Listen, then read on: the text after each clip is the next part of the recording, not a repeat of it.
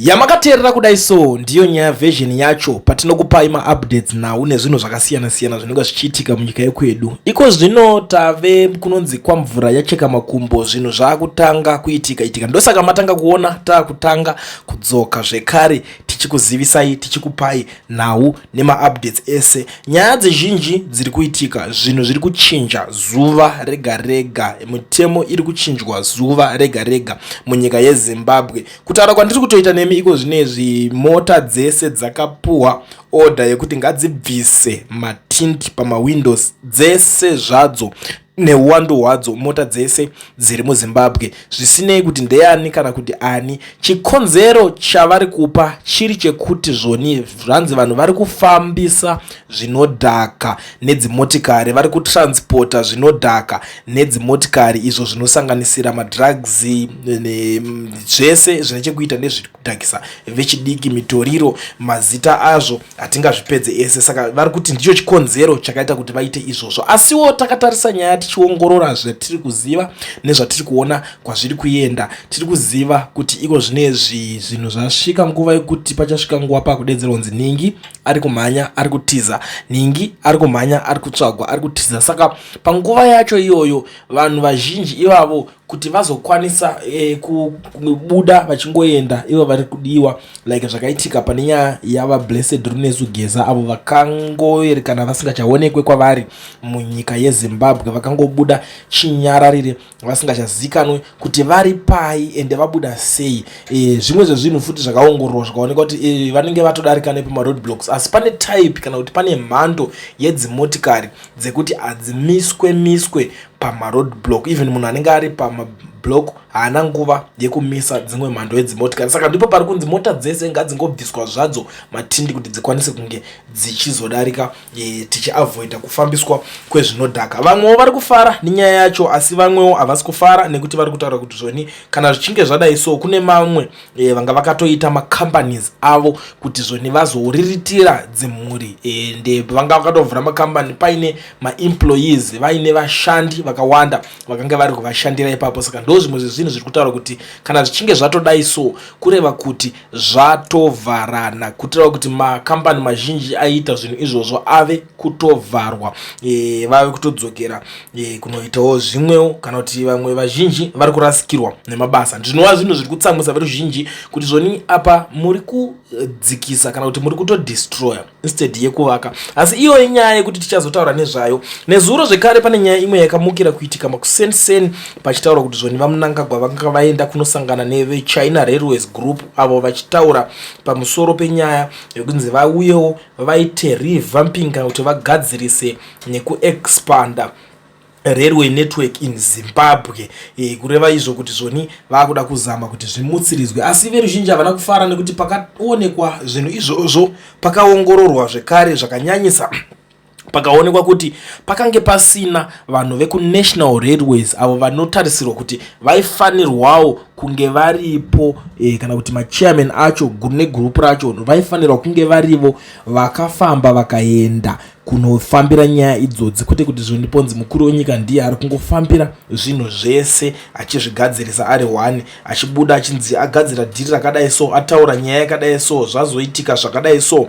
zvese credit yese isazoperere pakuenda pane munhu mumwe chete. Inyaya yasina kubata vanhu zvakanaka. Asi tiri ipapo zvekare takabva tanzwa veNational Railways of Zimbabwe vacho NRZ vachitaura kuti zvoni tabudisa imwe chitima chatiri kuita cheleisure train inobva muHarare kuenda kwaMutare. Pari kunzi ticket racho rekungoenda chete riri kudeedzera $60. Iyo chinova chichemo chakapiwa zvakanyanyisa nevana vemuZimbabwe, vachitaura kuti chinombori chii chinokonzeresa kudaro kuti zvinhu zvizonyanya kudhura muZimbabwe. Chitima chacho chinombonyazofamba nei ende chimbori nei kana chinzi leisure, kureva kuti pamunhu one obhadhara $60 chinenge chakambonyatsomutakura zvemutakurire werudzii, pano munodyiwa chikafu here, chine hotera mukati here. Mibvunzo yakawanda yakataurwa nekuti panguva hazvimbofe zvakazombochinja, nguva yaingopedzwa nechitima kubva muHarare kuenda kwaMutare, hatina chatinomboona chinenge chachinja, nekuti takada kutarisa nyaya yacho zvakanaka tinoziva kuti muZimbabwe hamusati mave nechitima icho chinozivikanwa kunzi bullet train. Saka zvimwe zvese zvinenge zvichingotaurika hazvinyatsomeka sense. And zvekare tiri parutu yekwamutare ikoko pane nyaya yakabudiswa yavari kutaura kuti Mutare kwave kuenda zvekare ndege dziri kubva muHarare dzichienda kwaMutare. Saka Mutare nendege pano ndo iri kutaurwa kuti zvoni ichange yave kuita $85 kuenda chete, asi kana uchida kuienda nekudzoka ndo papari kunzi ichange yave kuita $150. YekuMutare to Victoria Falls iri kunzi iri kuita $179. Kuenda nekudzoka ndo inenge ichita $310. Asi veruzhinji havasi kufara nenyaya idzodzo nekuti pari kutariswa, pari kuongororwa kuti zvoni mari iyoyo tikada kutarisa kubva muJohannesburg kuenda kuCape Town kana kubva kuCape Town kuenda kuJohannesburg apo pane makilomita anokwana iwo kuita 170 kilometers, mari yacho ipapo iri kuchajwa $60.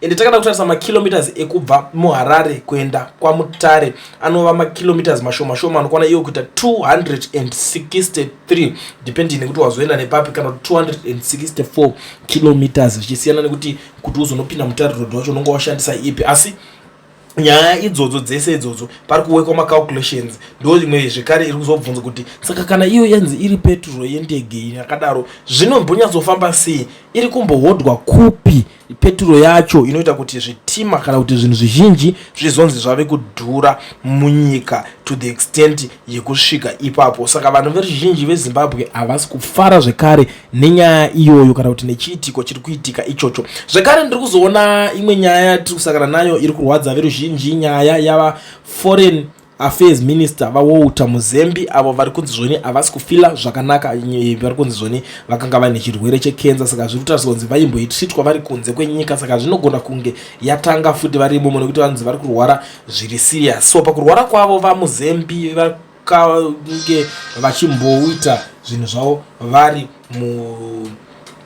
nyika yeSouth Africa pavakatiza kubva pamazuva ava Mugabe ayaya. Saka vaWalter Muzembi vari kunzi zvoni he was tricked into coming to Zimbabwe from his base in Zambia in a CIO operation involving the Director General of the CIO and former Member of Parliament. It was supposed to be a prodigal brother returning home with his big brother, the president, having forgiven him, but as Mugabe told us, ED does not forgive or forget.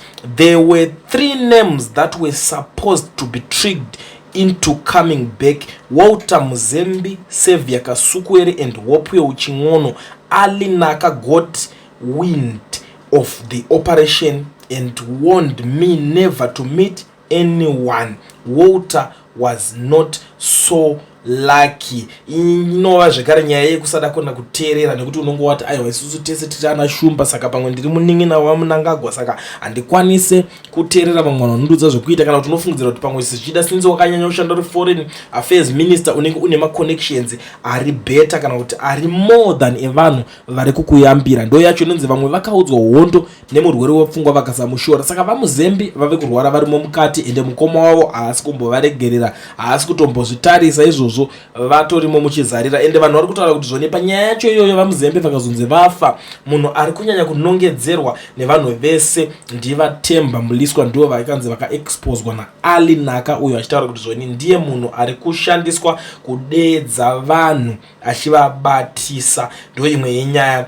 iri kuitika iri kutaurwa nezvayo zvakanyanya kuti munhu anofanirwa kunge ave kublemwa zvakanyanya pamusoro penyaya iyoyo ndivaTemba Muliswa. Asiwo vaTemba Muliswawo pane nyaya idzodzo havasi kuzvibvuma, vari kutaurawo kuti aiwa vanhu vanongotaurawo zvavanenge vachingoda, asi havasi kuda kugamuchira nyaya iyoyo, havasi kuda kuitora nemaoko maviri. So iko zvinezvi tichazozivisana dzimwe dzenyaya zvekare dzinenge dzichiitika dzichitora nzvimbo munyika yeZimbabwe. Asi zvanhasi ndo nyaya dzatangoti tingoya nadzo tingozivisana nemi kuitira kuti mugare makaziva maupdates nezvizhinji zvinonga zviri kutora nzvimbo.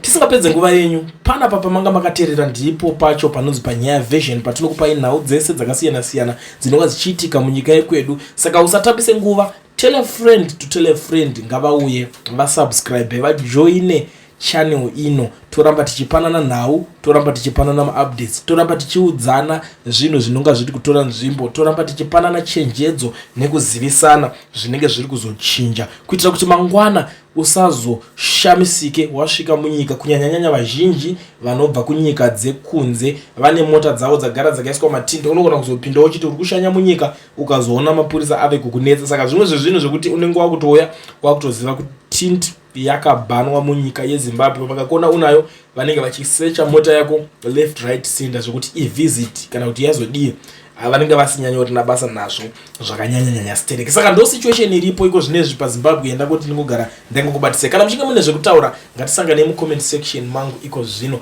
mundiudzewo zvamunenge muri kufunga imomo.